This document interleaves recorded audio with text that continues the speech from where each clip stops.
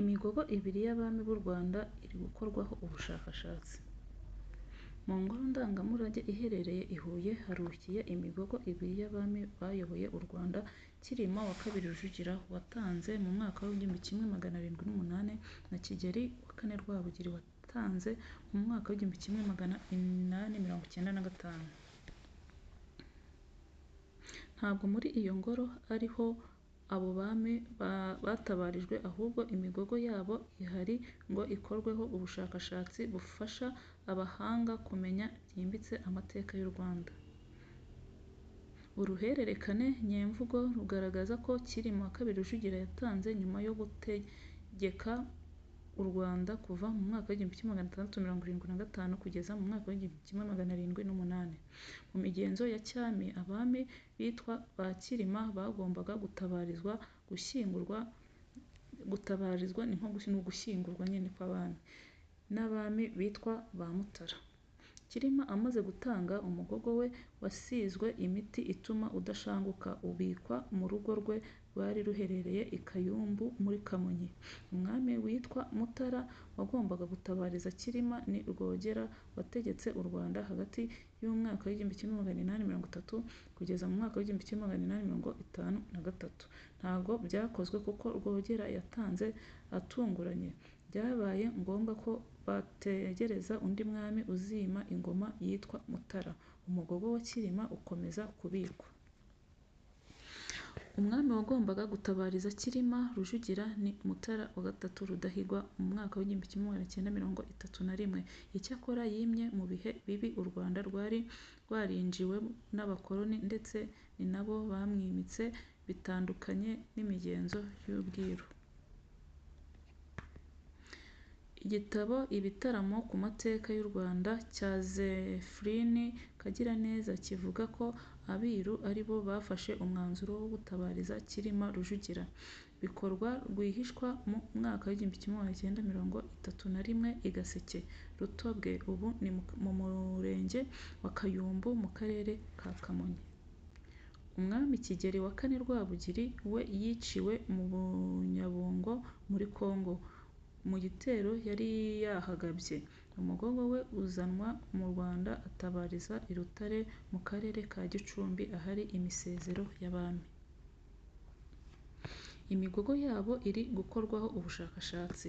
Igitabo cya Kagiraneza kivuga ko umugogo wa Cyilima Rujugira wataburuwe mu mwaka w'1969 kugira ngo ukorerweho ubushakashatsi.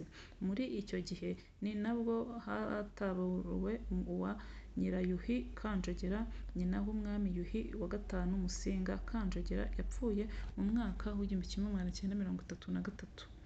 Mu musezero cyangwa icyo twakwita imva ya Cyilima hakuwemo ibindi bikoresho byo mu gihe cye birimo nk'amacumu, amasaro, imitako, utubindi n'ibindi. Ubushakashatsi bwakorewe kuri ibyo bikoresho byasanzwe mu mva ye bwagaragaje ko mu gihe yari akiri umwami, amasaro n'indi mitako byakoreshwaga i Burayi cyangwa mu Buhinde byageraga mu Rwanda binyuze mu nyanja y'Abahinde. Umusizi Nsanzabera Jean de Dieu yavuze ko nta gitangaza kirimo kuba mu mva ya Cyilima Rujugira barasanzemo amasaro, kuko imyenda n'imitako nk'amasaro byaje mu Rwanda ku ngoma ya Yuhi V Mazimpaka, ariho mu mwaka w'1642 kugeza mu mwaka w'1675, ari we se wa Rujugira. Umushakashatsi ku Kigo cy'Igihugu cy'Ingoro z'Umurage w'u Rwanda, Maurice Mugabo-Gahunde, yavuze ko n'umugogo wa Kigeli IV Rwabugili uri mu Ngoro y'Umurage i Huye, aho uri gukorerwaho ubushakashatsi. Kugeza ubu abemerewe kugera aho iyo migogo ibitse ni abashakashatsi babiherewe uburenganzira gusa. Abasura ingoro ndangamurage ntabwo babyemerewe. Ati keretse uri umushakashatsi, naho uri umushyitsi ntiwawubona. Icyo wabona ni ibindi bikoresho byari biri kumwe nawe. Ariko turacyari mu bushakashatsi, ariko duteganya ko ubushakashatsi niburangira uzongera ugatabarizwa. Mugabo-Gahunde yavuze ko umugogo wa Cyilima ukimara gutabururwa wajyanywe mu Bubiligi muri laboratwari zifite ubushobozi bwo gupima ibya kera, zigaragaza ko yabayeho imyaka igera ku 100 mbere y'iyo uruhererekane nyemvugo nyarwanda ruvuga ko yatangiyeho. Yagize ati “Amagufa yagiye mu Bubiligi muri laboratwari bigaragaza ko n'igihe Mr Alexis Kagame yagerageje gukora agaragaza igihe yapfiriye, laboratwari yo igaragaza ko ari vuba cyane, yabayeho mu myaka 100 mbere y'iyo Kagame yandikaga. Ibyo bituma umenya neza igihe kurusha kugenekereza. Biramutse byemejwe neza, byaba bivuze ko umwami Cyilima Rujugira yabayeho mu myaka yo hagati y'1500 cyangwa se 1600. Ibikoresho byasanzwe mu musezero, icyo twakwita imva ya Cyilima Rujugiro, nabyo byakoreweho ubushakashatsi. Mugabo wa Gahunde yavuze ko utubindi twasanzwemo twapimwe bakagaragaza ko twari turimo inzoga zikoze mu buro. Ibyo ashimangira ko bifite igisobanuro mu myemerere y'Abanyarwanda bo hambere. Ati “Ibyo bigaragaza imyemerere y'Abanyarwanda ko umwami adapfa, ko akomeza ubuzima akanywa.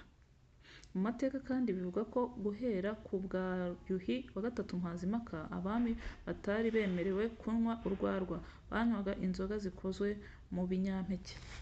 Kuba barasanze mu tubindi twa Cyilima inzoga zikoze mu buro, Mugabo wa Gahunde avuga ko bihuza n'ibyo amateka avuga. Ubushakashatsi buracyakomeje, gusa Mugabo wa Gahunde yavuze ko hakiri imbogamizi yo kubona abahanga bahagije bo gufasha muri ubwo bushakashatsi n'ibikoresho. Ati “Ikibazo gihari, turabura inzobere mu bushakashatsi ku bisigaramatongo archaeologists. Mu Rwanda dufite bake kandi nta laboratwari ikomeye, ariko turi gusinyana n'inzu ndangamurage yo mu Bubiligi Tervuren kugira ngo ubushakashatsi bwihute.